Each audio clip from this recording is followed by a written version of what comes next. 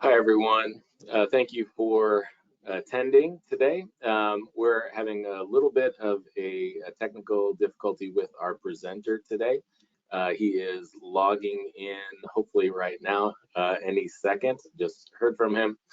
So I'm going to go ahead and get started, but I wanted to kind of start this so that you all knew that we're here and we're working on it. I'll go ahead and sort of start the introduction, and then hopefully our presenter will be in, and there might be just a second where I'm might need to help him make sure that everything is working properly, but so I'm going to keep my eye on that for now, but I'll go ahead and get started. Thank you again for everyone for attending today. Welcome to the Refugee Welcome Collective Lunch and Learn series. In these sessions, we aim to bring interesting and timely information to you, supporters of refugees, whether you're a volunteer, community sponsor, resettlement agency staff, a local advocate, or just someone who's interested in learning more. We hope that you enjoyed today's session, Impacted Voice, a refugee's perspective on co-sponsorship. Refugee Welcome Collective collaborates with partners to provide in-depth training, weekly learning sessions, resources, and on-demand technical assistance for sponsors, practitioners at resettlement agencies, refugees paired with sponsors, community and institutional partners, and others to support quality community sponsorship programs across the United States. I'll go to the next slide, please. As a reminder for everyone joining the call today, there is a control panel in your upper right-hand corner that will allow you to submit questions through the questions box. There will be ample time at the end of the webinar for questions and answers. Everyone on today's webinar is automatically muted. However, if you have any tech issues, please raise your hand through the control panel or submit a question in the questions box so we can assist you. Additionally, the presentation, any resources, and a recording will be sent to everyone following today's webinar. This brings us to our presenter, who it looks like has not been able to log in just yet. I know he is working on it, but go ahead and go to the next slide, and I'll at least introduce him. And we will wait a little bit. We can actually kind of open it up after I do this introduction as we're waiting for him to arrive. He should be here any moment. Like, I just got that email from him. Our presenter for today is Naji Aldaban. Naji is a 20-year-old former Syrian refugee and recent naturalized citizen to the United States. He is currently pursuing his college degree at the University of Connecticut and plans on becoming a nurse after graduation. He is passionate about sharing his story with others and has particular interest in helping to address bullying in schools. We'll leave it here for now and hope that Naji is able to log in. So I will go ahead and just kind of open it up to general questions as we're waiting, or maybe any specific questions about co-sponsorship and the perspective of our presenter, his experience being a refugee and having a co-sponsor group. But like I said, I'll open it up to sort of any sort of questions right now. Please include that in the questions tab, not the chat tab, please.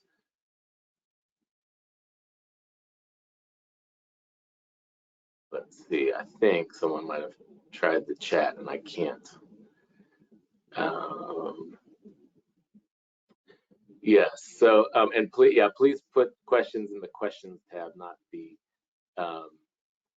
chat tab. But I saw that someone had a question about whether the U.S. is still resettling Syrian refugees, and yes, definitely is still occurring right now, and as most of you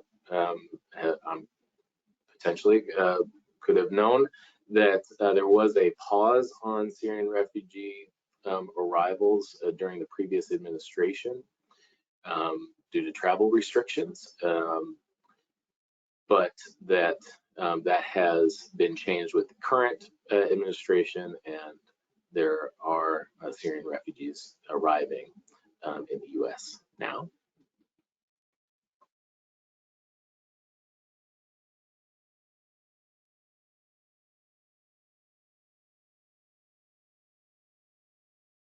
Okay, Najee has arrived. So give us just a second here to make sure that.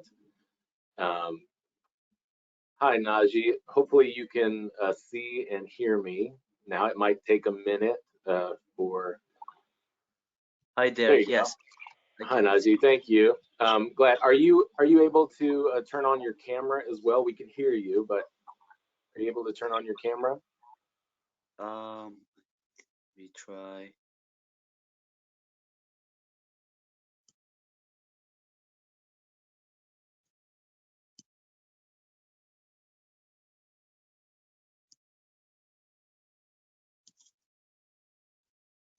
I don't see a button for that. Okay, it might be that due to your connection, for some reason, it didn't offer that as an option because I'm not seeing on the back end here from a technical perspective, I don't see that camera being an option for you. So Right. if it's okay, we've got your picture up, and we can hear you, so that's great. Oh. I just introduced you. Thank you. Sorry, for any technical issues or anything like that, being able to log in. But I'm glad that you're here now.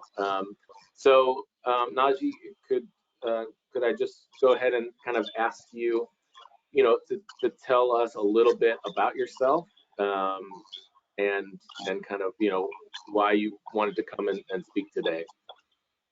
Absolutely. So yeah, I did go through the war in Syria at the age of 10. I had at some point to live in Jordan for 5 years, me and my family, and which was very difficult for us. Um, and then during these 5 years, we were waiting to come to the United States, which thankfully happened, and that's where I am today. Thank you. And Najee, did you, when you were resettled here to the U.S., did you know ahead of time that you would have a co-sponsor group that would be volunteering with you, or how did you learn about that? So there was something about which state you would like to pick. For example, if you want to go to Florida, you would have to contact someone over there who you know, and then tell him or her to go to that organization like Iris or the Catholic Charity and tell them I would like to sponsor this family that are coming to the US. Um, all his sponsorship would only be to bring him to that state. It wouldn't be that he is responsible for, providing home and helping them with food and all that. It would just be a way for for refugees to pick which state they would like to be in. I see. So you knew that you reached out to a U.S. tie, someone who you knew, and they said that you could come there, or connecting with the local affiliate office, that this would be a place where you could be resettled, but you didn't know if you had kind of a group of a community group, or someone there that was going to be working with you other than the affiliate office. Is that right?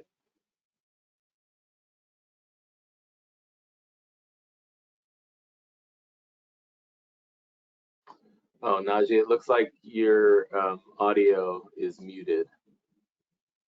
Can you hear us?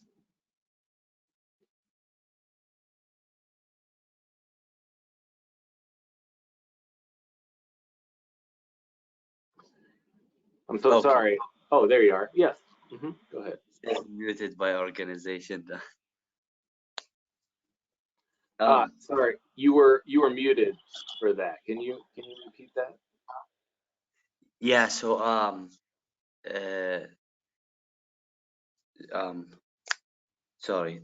So yes, so that person would be someone who already came to the US as a refugee, who we have in contact, but he's been there long enough to be able to sponsor a family that like us to make sure that they are arriving to this state, like Connecticut. Then you have on the other side the organization, which is like Iris or the Catholic Charity. They would reach out to communities that are in Connecticut that are already went through the training. There is a training that the organizations require. So they went through that training and they're ready to, they're prepared to help a family. That's when the organization would contact that community and then give them the information of the family and then go from there. Sometimes there aren't any available community members who are willing to help. That's when Iris would, you know, step in and go directly with the family. Yeah. So can you tell us about your specific experience? Did you have a co-sponsored group, a community group that worked with you when you Yeah. arrived? Yep. So when we came to Manchester, there was a group of people who already live in Manchester. They helped us providing a house. They rented us a house. They put furnitures in it. And when we came and we met them, uh, slowly they started to come visit us, introduce themselves to us, telling us, like, for example, this person is for schooling, the other person is for medical, and the other person is for appointments, and so on. So they already had an organized plan to help us, which was, I think it was amazing. It made it way easier. But the only issue is we were the first family that this group sponsored. So, it came to we, bumps, as they say. There was mistakes here and there. I think one of the biggest mistakes was the communication between the group and the family. Um, the group, they had an issue communicating with us directly because they wanted to make sure that they're going through the organization policy and what they asked them to do. Yeah. If you don't mind, let's step back for just a second. I want to know a little bit about what that was like. You said it was really helpful to have them. But as you said, there was definitely some bumps, as you said, specifically maybe about communication. But kind of, I want to know a little bit more about how did they make you feel when you were first meeting them, when you had finally arrived here to the United States. How did they make you and your family feel? It made us feel like we belong here. It made us feel a lot safer. Um, Especially that we came with a certain kind of fear, hearing about the new presidency. um, it was scary. We didn't know what was going to happen, and then we came into this area where we see these people smiling, picking up our bags. They had some snacks in the car for us. This was really amazing. That's great. What would you want if you had an opportunity to speak with another new community group who was about to welcome another Syrian family, the Syrian refugees, or from the Congo, or from Afghanistan, from anywhere else.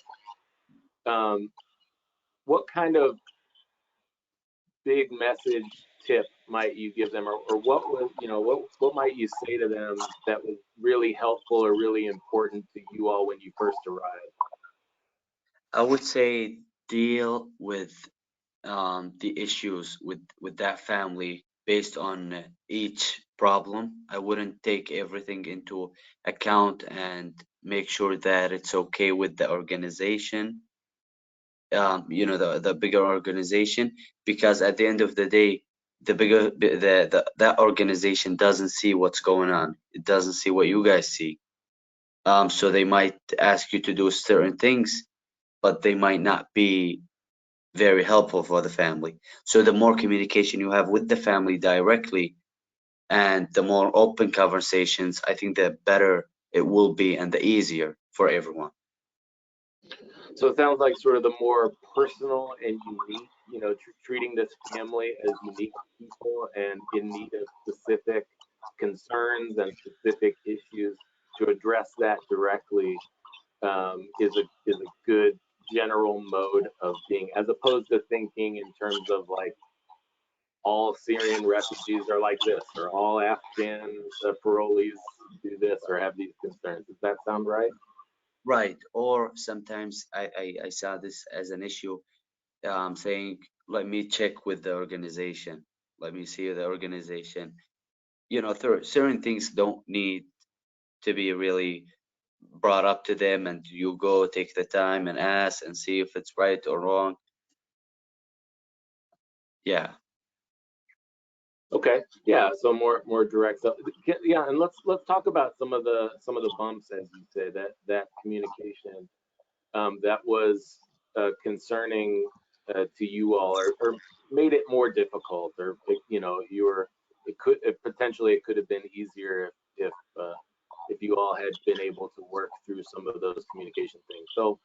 So one suggestion that you're saying is, rely on the family to give you uh, some some clear direction of their specific wants and needs, and to maybe not try not to rely um, on the organization too much, or feel free to do what you think is best and what is needed. What other kinds of things came up? What were concerns, or what were some other problem areas? So I think another big issue was transportation. They did help provide transportation for us for medical appointments, school appointments, but they were kind of teaching us how to take the bus, for example, without, I think, you know, uh, looking closer at, how would a family of seven be go and use the buses to go and come back with, I think, especially when you have, like, for example, my sister and mom are wearing a hijab, it will make it harder, to go with use the bus to go to appointments and all that, because you will see, I'm not sure how to describe it, but like certain kind of people who are not welcoming more and more in the um in these, like, certain areas. So I think that's why they didn't take that into account. Yeah. Yeah, can you? Is it okay to ask, for some of your experience? It sounds like there were some times where you or other members of your family didn't feel welcomed by other members of the community. It maybe you were anxious or worried about it, and so how did you how did you all as a family deal with that? And then part two, what could the community group, the sponsorship group that worked with you, how could they have addressed some of your concerns better?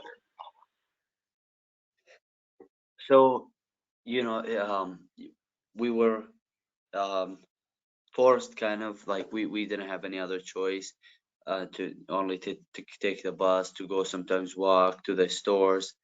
Uh, we did face some, racism.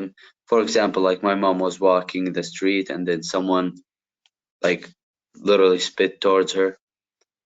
That's why yeah, and it's scary, like this time spit, hope, who knows what else they would do. Uh, that's why I thought that the transportation was an issue because if we had a car, it would have been a lot easier. So that's why I would say that the organizations, what I saw is that they don't take a vehicle for the family as an important step. I think they don't look at it that way. It's more of a luxury kind of thing, which I think is where all most of the problems came from. Yeah, I can definitely understand your concern and feeling like, a vehicle for your family felt more like a necessity, not just a luxury item. But I also, can see that for some agencies, and community groups, that there are limitations on budget, and many, many refugee clients need to use public transportation. But your concern, obviously, your experience being, um, with racist and harassing, issues facing you, was must have been really difficult, and I absolutely understand your concern for your safety and for your family's safety. That's a hard thing, but I definitely get, from your perspective, that this was really a necessity for you, to stay safe and to take care of your family. Yeah, Were, and were sorry, there just were there other issues? Were there other things that that you think went, really well, with the community group, that you didn't realize or you didn't think about before, but then the community group really helped you in some way? absolutely. I mean, the way they organized the group where they had somebody for um, schooling for medical field, so that we're not just calling whoever at any time to ask about all the other things. They actually provided us a paper that has the names and the phone numbers of each um, person who's responsible for different things, so that if we need, a doctor's appointment, it says the medical, for example, Sarah and her phone number. I think that was a huge help. It was it was organized. That made it a lot easier. Yeah, what you're saying is, the importance of having an organized team and to have a specific point person that you knew you could contact to deal with a specific issue, like with health or with healthcare stuff, or something like that. Sounds like that was really helpful for you all, and that you would highly recommend that for other groups working with refugee clients, to be well organized and to have, a good point people, where the family knows that they can contact you about some specific thing that they need. Yeah, and just to go back to that vehicle, um, I would say that if a group would make a plan with the refugee family, for example, they would say you're gonna work this many hours for this month, you will make that much, this much you have to save, so that at this time you would be able to purchase a car. Not saying that they should provide it, but at least make it a possibility. Absolutely, yeah. I hear what you're saying. Is that, take take um, take what the family is asking for. If the family is saying, we really need a vehicle, we really want a vehicle, and we want to work towards that as our overall goal, that the community group can work with them to help them think through. well, what does it take? How much, if you work this many hours and you make this much, here's what your total budget will be minus, your rent and your utilities. And Yeah, here's how much it will cost to have car insurance, and here's how much here's what you need to do in order to get a driver's license, that all of those kind of steps, and laying it out and talking about it openly and clearly so that clients can then make their own decisions about how they want to go about reaching that goal. right. Yes. Yeah, that's fantastic. Um, were there was there any other issues? Did you have any other friends or other community members, or other um, you know other Syrian refugees who you were aware of in the area or in other parts of the country that had different experiences, either didn't have a community group or had a much stronger community group, or had a worse experience than you, or anything like that? Have you ever kind of compared stories at all with family or friends? Yes, I actually did. And based on the different stories that I heard, most families that don't have a community that are specified for that family have a harder time because they are dealing directly with the organization, and they have a less of time getting contacted by the organization. For example, the visit is about every 3 to 4 weeks. One person would come and visit. Recently, my uncle's family arrived to West Hartford. They don't have a group sponsoring them. They deal directly with the IRS.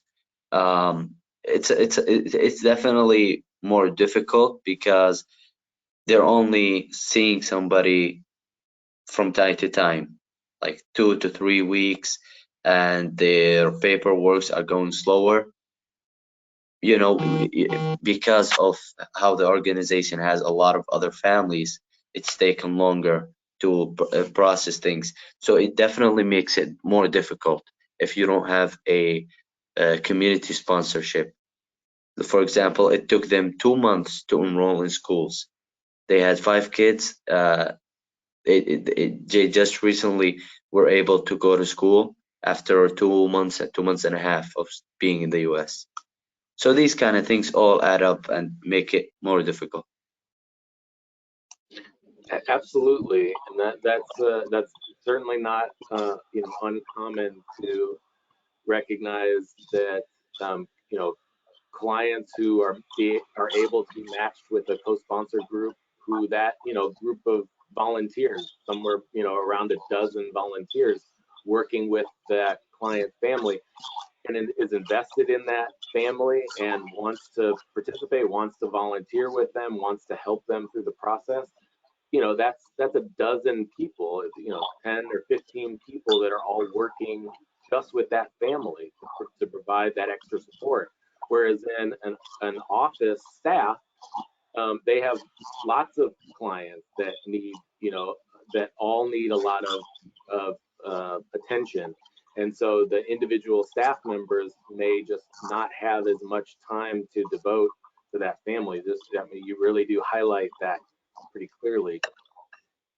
And that is why so many uh, resettlement agencies and local affiliate offices want to work with volunteers and co-sponsor groups to be able to match them with a client, because you can see just how much um, a group of volunteers working with that client family can do, and really focus their attention.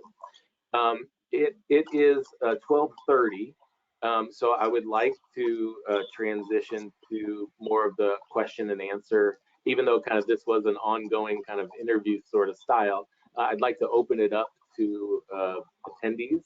Um, so you can continue to put some questions in the questions tab. I'm going to go ahead and kind of look through some here, and but please feel free to add some. So this person said, thank you, Naji. And the question is, what was most helpful to you in finding a job here in the US? What were the biggest challenges to getting a job? And how did your team best help you and support you and prepare you for employment? The biggest issue I think was communication. Um, Speaking English was definitely the biggest obstacle, because after that, if you speak English, a regular conversation, I think you'll find many more opportunities. So the group, I think the main thing that they helped us was they provided us with tutors to help us learn English. That made the process faster in terms of getting a job, because you need, communication skills. That's great. It sounds like so not only just the increased um, interactions with uh, with the community sponsored group who presumably were speaking English, or at least speaking a lot of English around you, so you're picking up and trying to communicate with them directly, but then having sort of pointed English tutoring, efforts with you all as a family to work on that was also really helpful. Um, you know, be, yeah, in general may be helpful, and maybe specifically when it came to employment. Yeah. Um, I've got another question here. One second. Uh, how long did the community sponsorship team work with you and your family? Was there an official end to your relationship? Did you remain in touch after that sort of official um, ending was made? So we had a different kind of experience. A group of sponsorship is supposed to stay with the family until they get their citizenship. That's when their work ends. For us, it only took 3 to 4 months. So we went through a death threat. We got a call. My dad got a call. Would you like me to add on that, Dirk? Of course, yeah. If you feel comfortable talking about it, Absolutely, yeah. So we at certain day, at certain time, we just started going to schools. My dad, I think he found a job, and we were trying to get used to everything. All of a sudden, my dad gets a voicemail. When he turns it on, it says his name and cursing and saying, "I will kill your family, and in 24 hours, if you don't leave the U.S., we will come and kill you." And they said our address as well. That was one of the biggest. Uh, it was very hard, and as you can read in the book, I personally felt the person to be blamed. I was the one who was pushing to come to the US for my family. So everyone was looking at me like, is this what you were talking about? Because it was scary. We literally did not know at any time someone would push the door and walk into our house and start shooting at everyone. Um, we contacted the group sponsorship. They brought an FBI agent and the police. They started an investigation. That's when my mom asked them that we would like to move from this house. We don't feel safe staying here. And the group is not, well, I should say, was not made for a family to be moved after only 1 month of settling everything. So they said that it's difficult and all that for the first couple of weeks. After that, they started looking for different houses for us, but then whatever they're finding is they're looking at the price and not the size of the family. We are a family of seven, so 3 rooms. I don't think it's enough for that big of a family. So some houses we find and we say, okay, for example, this house is $2,000 a month for rent, or 1,800. They would say, oh, you cannot, it's too expensive with the budget. You can't handle. that much. But I think that's where the communication came into issues, disagreeing. They weren't looking at the size of our family, and at the same time, they were more focused on the budget. And that's when they pretty much left us. We had to stay put in the hotel for 2 months. After that, Iris did pay for the help us with the hotel and try to help us finding a house. But at the end, we had a person. Her name is Nancy Latif. She came and she helped us. She took us to West Hartford, even though we didn't have credit. She rented us a house, found us jobs, got us in schools. So that's what happened. Wow. Haji, I'm so sorry that that happened to you all. I can't imagine how scary that must have been, and I'm so sorry that in any way that you felt somehow responsible for bringing your family here and then feeling that you put them at risk in some way. I can only imagine, and I'm sorry that you experienced that. Thank you. Um, and I can see how difficult that must have been to navigate for your family and for the community group. Um, needing to try to give you information for you all to make your own decision about where you felt most safe and where you needed to leave and where you needed to live.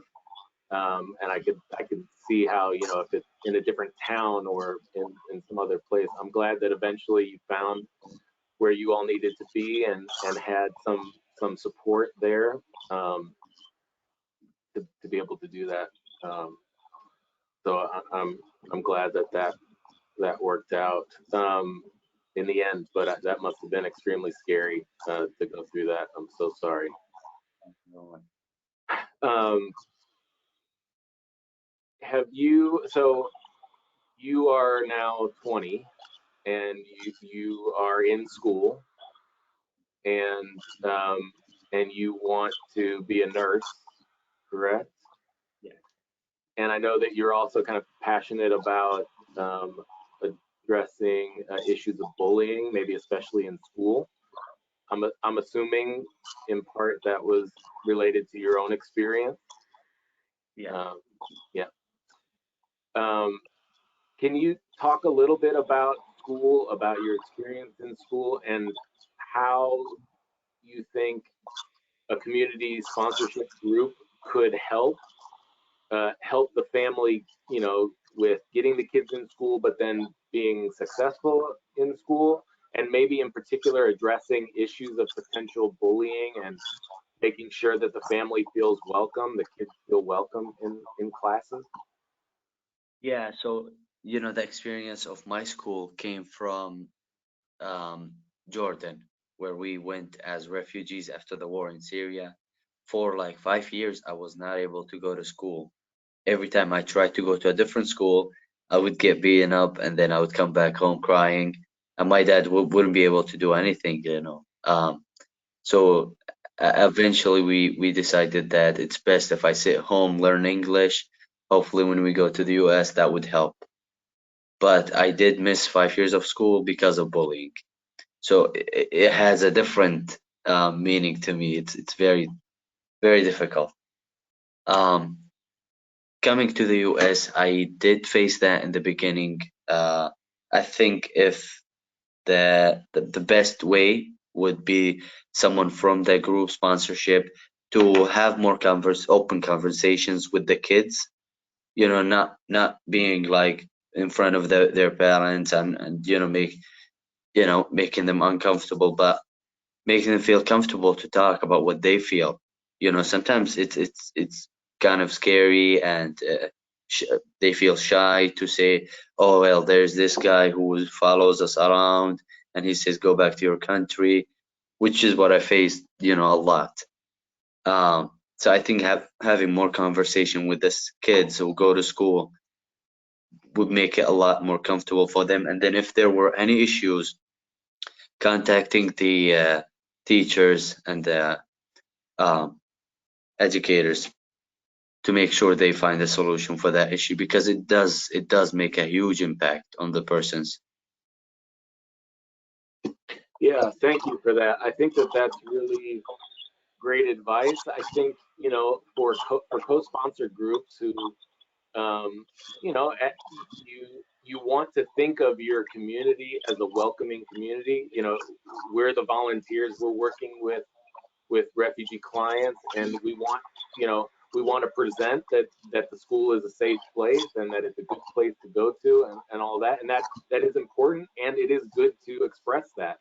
But it also sounds like it would also be helpful to at least acknowledge the possibility that things can come up, that they may feel uncomfortable, that they may feel scared, that they may feel like they've been bullied, or that someone says mean things to them, and that it's okay to talk about that, to give permission as a topic of discussion. And then if it does come up, to then follow up, to help advocate within the school, talk to a counselor, talk to a teacher, or at least help the family communicate that information to school administrators and teachers and things, to be able to address any specific concerns, to help in that process would be really helpful too.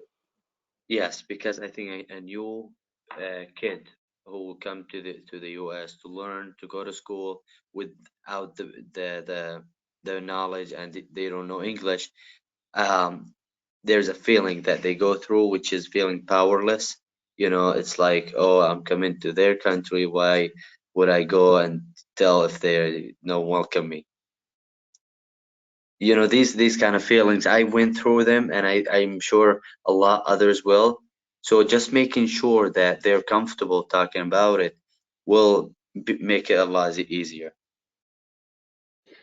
Yeah, that's a great point. That maybe, there might be some resistance to talking honestly about some of their fears or some of their experiences being bullied or feeling or not feeling welcomed, to a co-sponsor group who has been welcoming, and it's their hometown, it's their country. But it's important to make it a safe topic of discussion, so that everyone knows it. This is important to address and to talk about it. Yep. That's great. Um, we are towards the end of this presentation. I don't see any additional questions coming in. So I really just want to say, Najee, thank you so much for coming today, for presenting, for talking about your experience. I think it's invaluable, your experience, and being able to share this with potential community sponsored groups, for current community sponsored groups, for staff and administrative staff that work at Resettlement Agency, as they're creating co-sponsored group trainings and things like that, to consider your perspective. I can't thank you enough for coming and for talking about your experiences with everyone. No, thank you. It's my pleasure, and it makes me happy to see people trying to help, trying to make sure they do the right things. It's amazing. Thank you so much, Nazi. Thanks again to everyone for attending today's uh, RWC Lunch and Learn. If you have any questions, please contact me at dfeldman@cwsglobal.org. Once you leave today's webinar, you will receive a follow-up email with a link to view a recording of today's webinar, as well as descriptions for more upcoming RWC Lunch and Learns. On behalf of Refugee Welcome Collective, thank you for joining us, and have a great rest of your day. Najee, I'll reach out to you via email here soon, and talk to you more. Thank Thank you all again. Appreciate it.